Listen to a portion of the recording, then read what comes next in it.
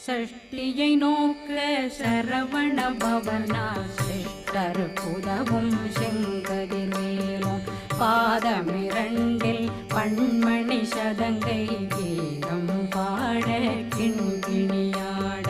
சஷ்டியை நோக்க சரவண பவனா சிஷ்டர் புதவும் செங்கதிர்வேலும் பாதமிரண்டில் பண்மணி சதங்கை கீதம் பாட கிண்கிணியாட